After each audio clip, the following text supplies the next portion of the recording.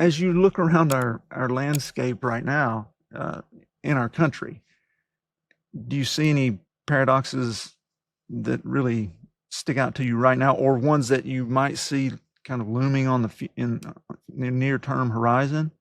And I'm not trying to be political because I try to keep the politics out of this podcast, but any that you see? Well, I absolutely do. I mean, we can go big macro. We could go. I mean, there are so many ways we could do this, but let's do go political, not in terms of the politics, but I think there's some really interesting paradoxes of polarization.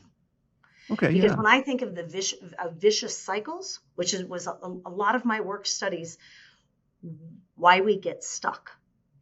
And my finding is that we get stuck when we lean too far into the either or default. Either we get stuck because we go down this rabbit hole, we keep intensifying in one direction, one. The second vicious cycle is after we've dug down that rabbit hole, we actually overcorrect into and lose the great work that we did as we were digging and building depth. Say, you could do depth and breadth. You could do centralization, decentralization, work life, right? Suddenly I've just burnt out and now I'm sitting on an island, but did I really have to go that far, right? Extreme. And then the third is polarization, or I think about that as trench warfare, which is really different sides digging in opposing directions. The reason why I bring that up, I mean, you asked about kind of the broader pieces, but it's fascinating to watch the vicious cycles. I wish it wasn't happening so egregiously in some cases. And again, not in any political, but one of the things that I've found in my work is that the either or is a real trap because it's so hard to break out of the assumptions that got us there. So, and I've studied organizations, say, for extensively in the past, for example, traps of success and failure. We can see both of those happening right now because we're polarized. So learning from failure is incredibly hard. Our natural psychological defense mechanisms kick in hard, and blaming everything external becomes an issue. I'm not saying everybody is doing that right now, but if you think on a political scale, it's remarkable how much of the post-mortem, or whatever they're calling it now, is what did other people do wrong?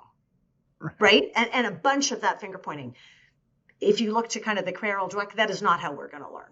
Yeah. It's just not, right? If you take no responsibility, there's zero chance. Now, the same kind of traps happen with success. And in fact, what we find with a host of organizational research is that one of the greatest long-term dangers is success. Is that when you've had a big success, you do the opposite. You actually lean into, it is all my doing. Look at me, right? Yeah. It is a huge ego build. You start to rationalize it in this host of ways that says, look at what I have done, we have done.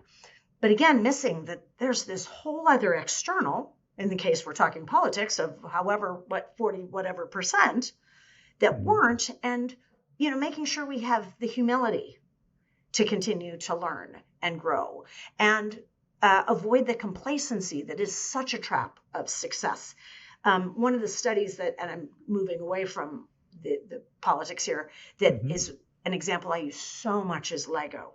The Lego Corporation literally went to the brink of bankruptcy after 100 years of year-on-year growth. I mean, the absolute trap of success, completely isolated, not listening to anybody outside Bill in Denmark, even though you're a huge global firm by the time that this starts to happen.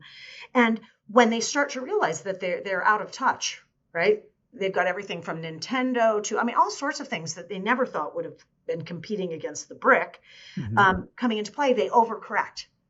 They move heaven and earth to get into radical innovation. Suddenly Lego isn't a thing, it's a brand, it's an experience. They go all in, and pretty soon it doesn't mean much of anything. Efficiency's gone out the door. They've lost their core values, complete overcorrection. And in that time, they had a huge polarization between the old guard and the new guard. It was just, and I love the Lego example because they're one of the rare organizations that survived. I was going to say, but they're still going. They did. I know we still step on them and play with them, but yeah. And it was because they had some remarkable leaders who leaned into these tensions are how we're going to make this work in the longer term. I believe that about democracy. I believe that about higher education. There are a whole bunch of, rocks being thrown at various entities.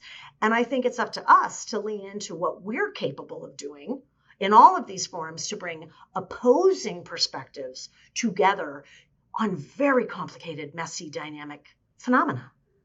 And that's how we learn. Yeah. But we can do it collaboratively too.